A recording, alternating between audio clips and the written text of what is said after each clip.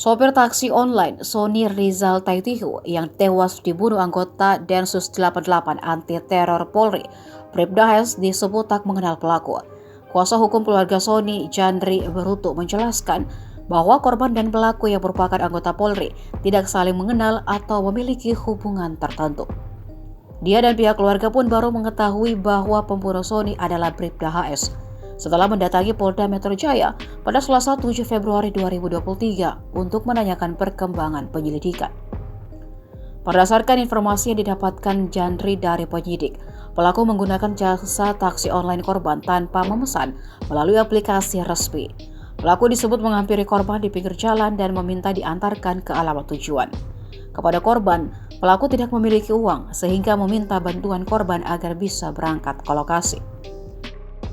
Untuk diketahui, pembunuhan tersebut terjadi di perumahan Bukit Cengkeh 1, Cimanggis, Depok pada 23 Januari 2023. Saat itu Sony ditemukan warga dalam kondisi terkapar di samping mobil Avanza merah bernomor polisi B1739FZG di Jalan Nusantara RT 006 RW 015 sekitar pukul 4:20 waktu Indonesia Barat. Trunoyono menjelaskan bahwa Bribda HS tertangkap beberapa jam setelah jasad Sony ditemukan. Penyidik berhasil mengidentifikasi pelaku dari sejumlah petunjuk yang ditemukan di mobil korban.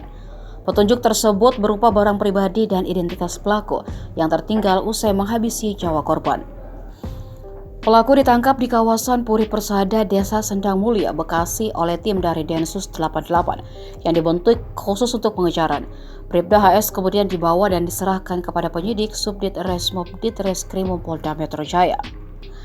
Berdasarkan hasil pemeriksaan, kata Trunoyono, Bribda HS membunuh Sony karena ingin mencuri mobil yang dipakai bekerja sebagai sopir taksi online. Kepada penyidik, Bribda HS mengaku melakukan tindakan tersebut karena masalah ekonomi.